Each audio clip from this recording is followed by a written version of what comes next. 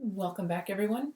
So we're going to continue on with our discussion of chemical reactivity. In this case, we're going to look at the interplay of thermodynamics and kinetics. Remember that we've covered thermodynamics and kinetics separately in the last two videos. We're going to look at how these two interplay with each other and what that means for the reaction outcome. So if we look back at the surface that we've looked at in the last two videos, we see that we have a reactant here that has the potential of going over a barrier to form product A, but it also has the possibility of going to form product B. So while we're often considering only one reaction, we have to remember that potential energy surfaces are complex things and that molecules can undergo different types of reactions outside of the one that we want. Right? So this often leads to side products or unexpected rearrangements. So let's look at what this will actually look like on a potential energy surface, and then we'll talk about the different scenarios. So let's say we have a reaction where we have a substrate A that can go to B, but A can also go to C.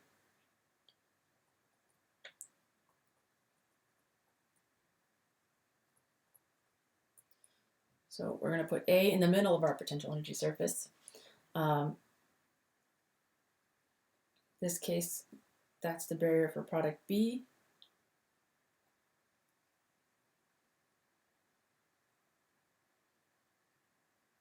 And C. So here's an example that we'll go over. We'll go over a couple of these. So in this case, if this is A, we see that we have two things that we need to consider. The thermodynamics, which is the difference in energy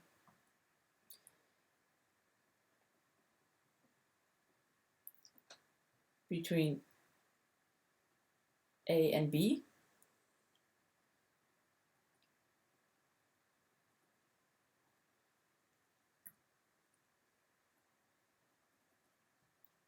The difference in energy between A and C. But we also have to consider how quickly each of these will be made. So in addition to that, we should also consider the energy of activation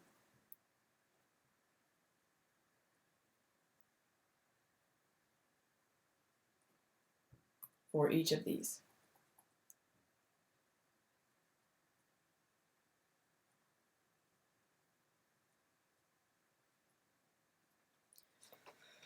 All right, so if we start with looking at the thermodynamics,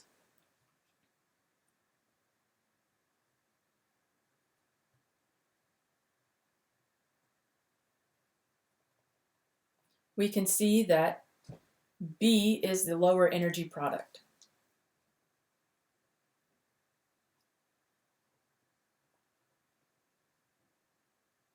So if we're looking for the product that would be the lowest energy, that would be B. If we consider kinetics, well, now we're looking at the barrier heights. So here we see that the barrier height for B is lower than the barrier height for the conversion of A to C. So therefore, B will form faster.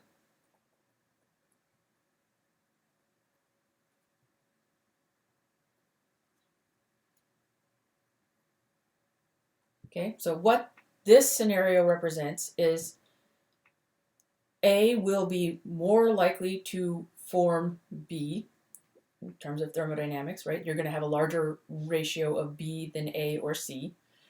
And it's going to form B faster than it's going to form C. So you're going to have more of B in terms of ratios, and it will be much faster to form B. So the odds of actually seeing C are pretty low.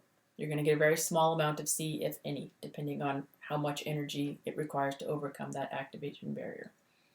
So B will be your major product.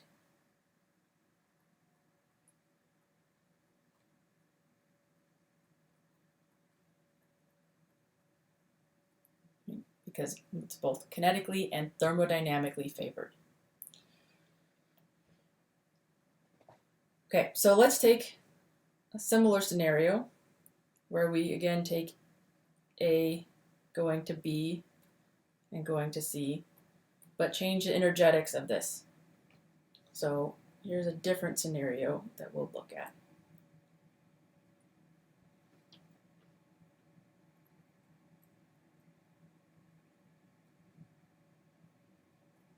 So here we have A.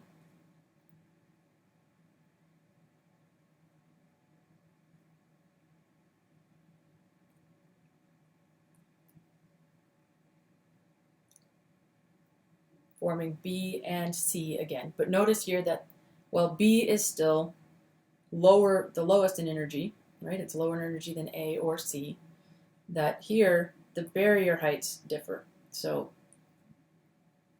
keeping consistent with our labeling, labeled. There we go.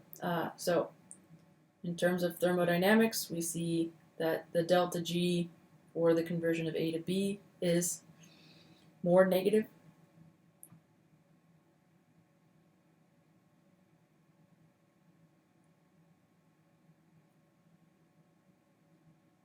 But if we look at activation energies now, this is where this changes.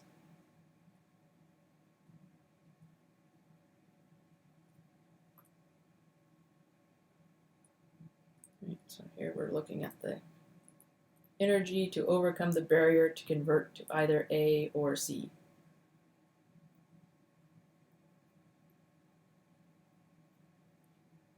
So if we go through this and summarize what we have, we see that if we look at the thermodynamics,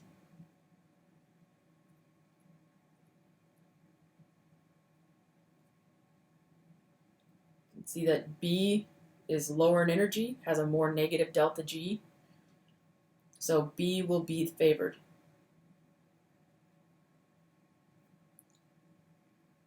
However, if we look at kinetics, or the rate at which things are formed, it's going to take a longer time to form B than it is to form C.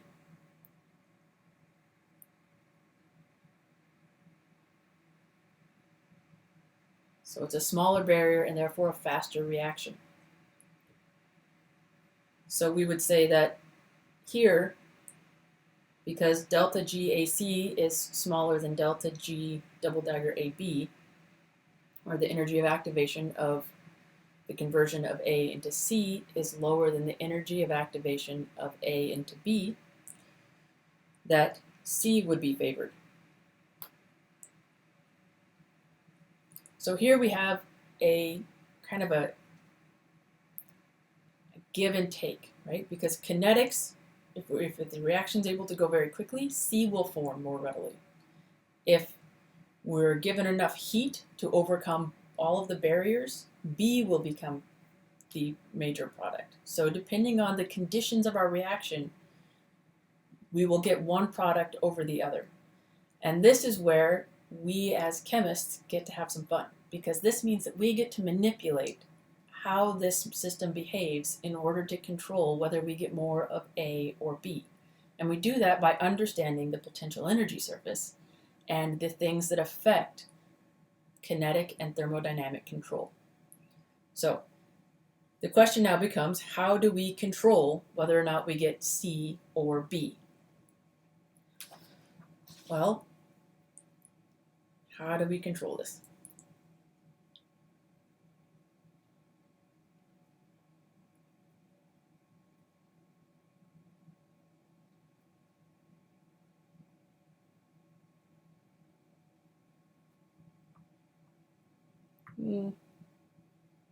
Let's call it outcome. How do we control the reaction outcome? Well, one of the things we can look at here is notice that we were going to require more energy to form the thermodynamic product because we have to overcome the higher barrier height. So how do we get more energy into the system? We do that by upping the temperature.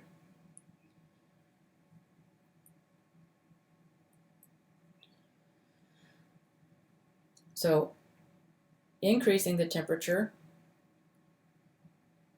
will lead to more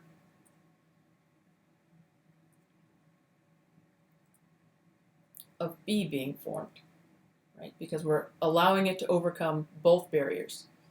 We're going to say that at, let's say, room temperature, we can already overcome the barrier to C, but we can only sometimes overcome the barrier to B. If we up the temperature, we're going to be able to increase the energy and allow A to interconvert to B, and then assuming that it reaches some equilibrium, we can then play with the idea that B, being the thermodynamic product, will end up being the major product.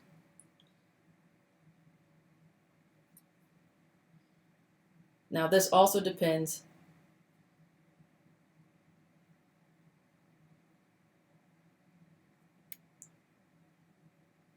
on equilibrium being reached, right? So we have to be able to interconvert back from B to C, or B to A to C, and back from C to A back to B. So if we reach equilibrium, B will end up being favored. If we decrease the temperature, right, we're decreasing the amount of energy in the system, which means that we're going to make the barrier for A to B inaccessible or insurmountable. There we go. Which means that the only pathway available to us will be the lowest energy pathway, or the pathway to C. So lowering the temperature means that it will be less likely to form B and be more likely to form C.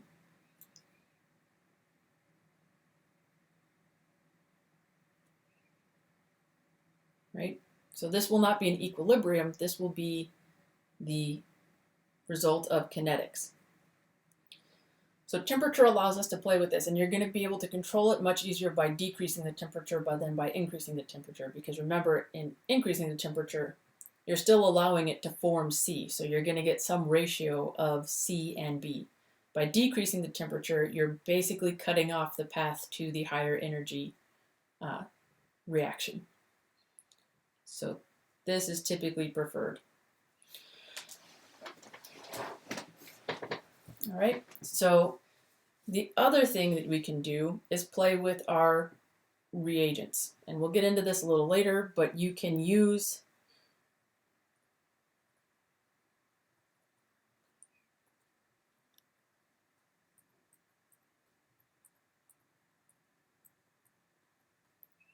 bulk and sterics to control which pathway is preferred. Because remember, we said when we talked about kinetics that if we have a bulky system, it will slow down that reaction. So if you make one reaction slow by making it have to go through a bulky group and the other fast, then that will control the kinetics of that reaction.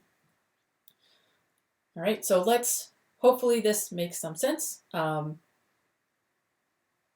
Lower temperature, you're only going to form the kinetic product. Higher temperature, you're going to eventually reach an equilibrium where you get some ratio of the products.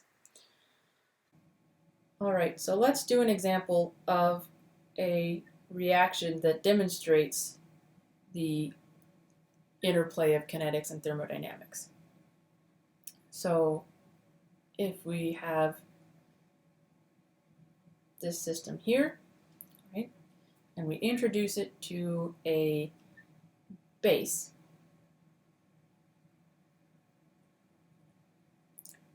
well, hopefully we recognize the most acidic protons as being the alpha protons.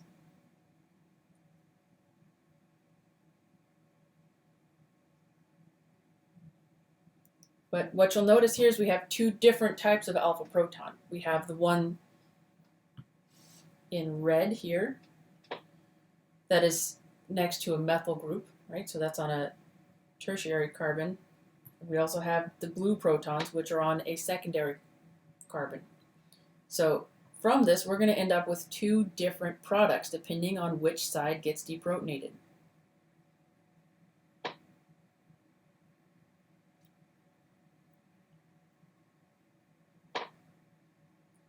We take one of the blue protons, we'll end up with this product.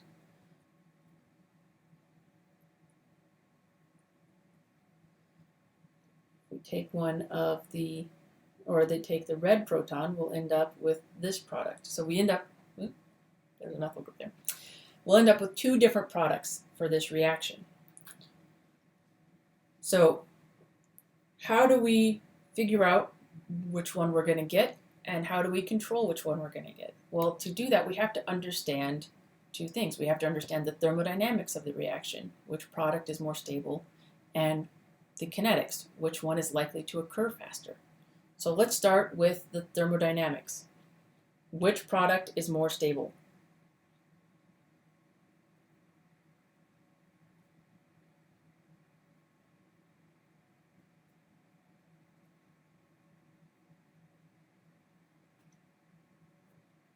Which would also be another way of saying has a more negative delta G.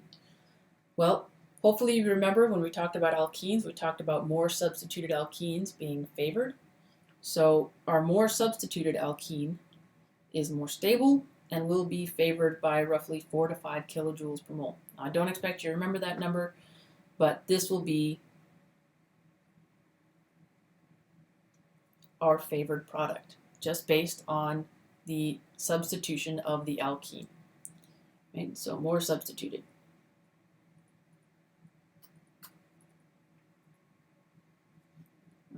And for the sake of things, I'm going to call this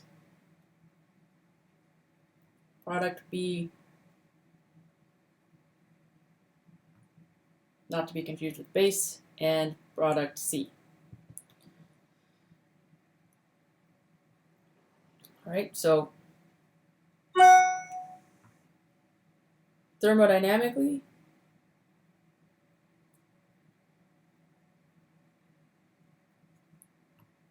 our thermodynamic is, the product is C. So the favored product thermodynamically is C. Now what about kinetically?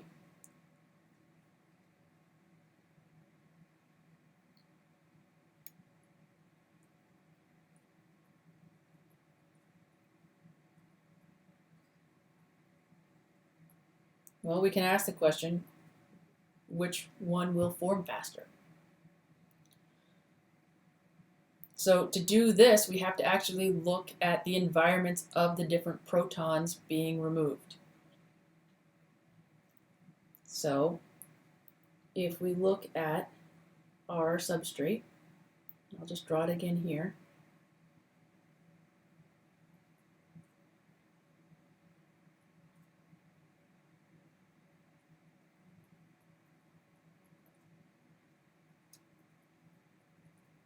All right, we have two different environments. Now if the base comes in on this side, remember that the base is going to have to interact and get very close to that proton in order to remove it. The orbitals have to overlap. So this has to get very close to this proton. Now, the trick here is that the proton in red has this methyl group, which provides bulk. So getting past that bulk is going to be a slow process. Whereas the protons on this side, if the base comes in on the other side, this hydrogen here has a very small bulk. It's very tiny relative to the methyl group. So this can come in and interact with this methyl group, or this hydrogen, and this will be faster.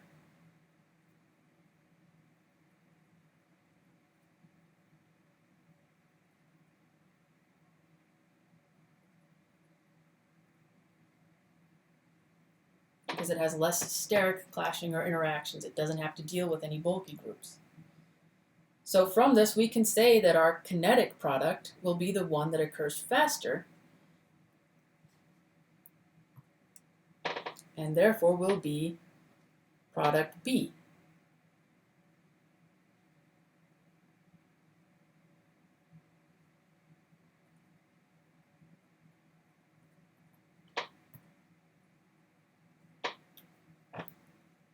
So we have just, by looking at structures and understanding and remembering our stability, figured out our thermodynamic product. We've also figured out which one is likely to be formed faster than the other, just based on our knowledge of sterics. All right, so how does this translate into a potential energy surface. Well, you'll notice in this case we have one product that is favored thermodynamically and another that is favored kinetically. So this is an example of the case we just showed above. So if we draw this on a potential energy surface,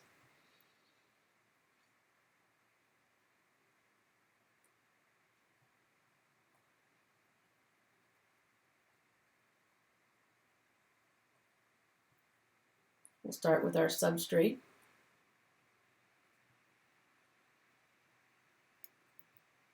Plus our base. Now,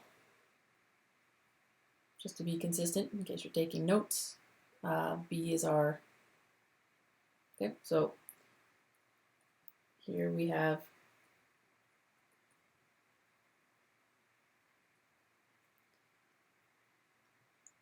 this enolate plus HB. Remember, you have to account for all of your atoms and electrons on a potential energy surface, and then lower than that, because we've said that our thermodynamic product is C, and our more substituted system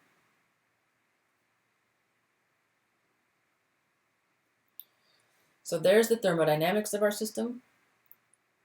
Now we can draw in the activation energies, and again, this is not an exact number, this is just a rough guide so that we get an idea of what our potential energy surface looks like.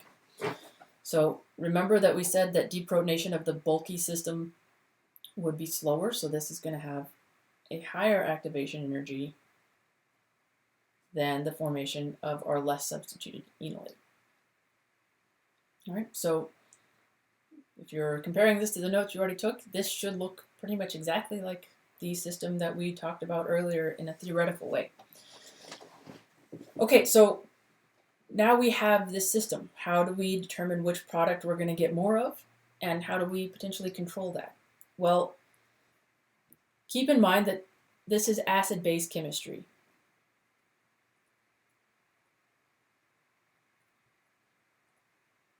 So this is going to be under equilibrium conditions. Both of these processes will happen very quickly.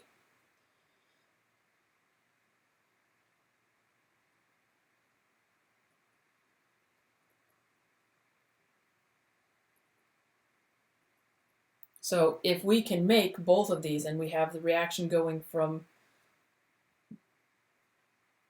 B to A to C and C to A to B, over time, we're going to end up with more of the lowest energy product. So when you reach equilibrium, you're going to get the lowest energy product. So C will be your major product.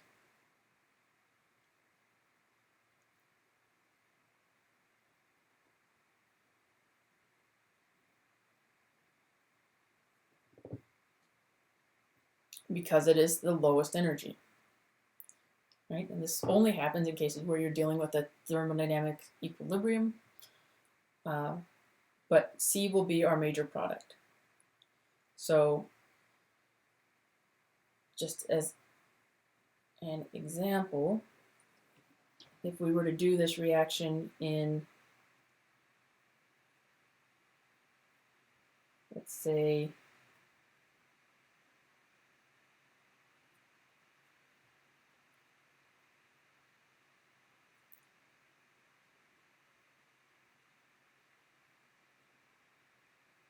sodium ethoxide, right? These have a pKa of around 19.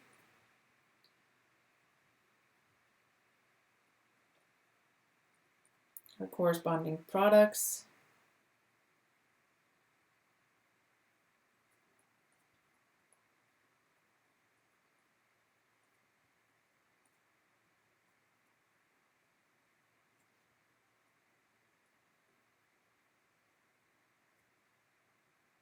This will have a pKa of 16 to 17, probably 17. So this is going to be, they're fairly close in pKa units, they're products and reactants. So this is going to be in some sort of equilibrium. You will end up with the ratio of products being roughly 95% of your thermodynamic and 5% of your kinetic. So if you keep the equilibrium by using a base that is close in pKa, or the conjugate acid is close in pKa to your ketone, you'll end up with your thermodynamic product. Okay? So if you want your thermodynamic product, you're counting on it being low enough in energy to get that one in a fairly large amount. What do we do if we want the kinetic product? Well, we then have to play with activation energies. So if we want to get B, we have to play with basically limiting access to C. And we can do that in several ways.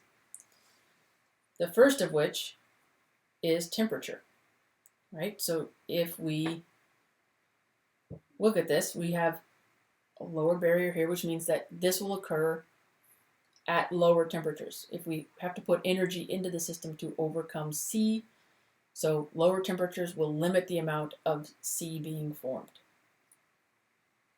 If we lower T, this one becomes off limits, or will occur less often.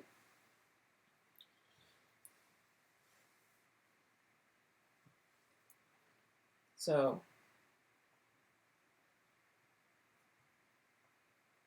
just to reiterate,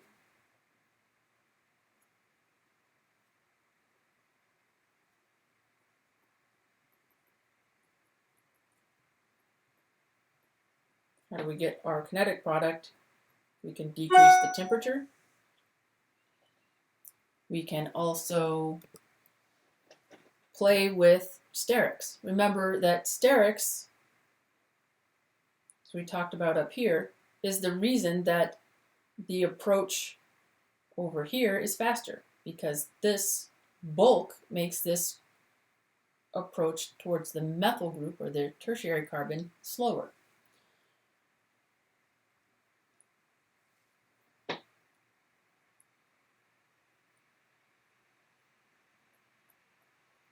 Well, if we're trying to get this product, we don't want to increase the bulk of our system, because that means we're not getting the product we want. So what do we increase the bulk of? We're going to increase the bulk of our base.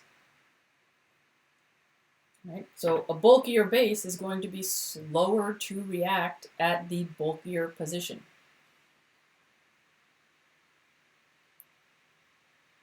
So we can use things like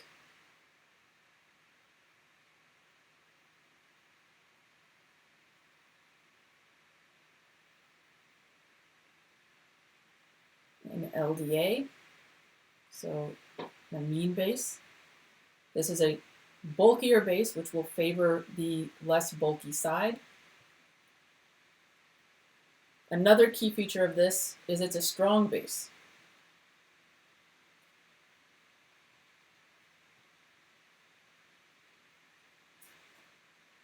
Meaning that the reaction is less reversible.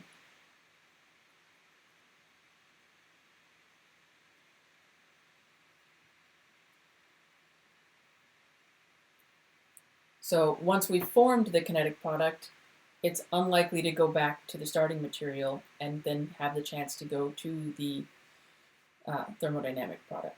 So if you use a bulky, strong base, you're going to favor the less bulky side. Right? So just by designing your reaction and understanding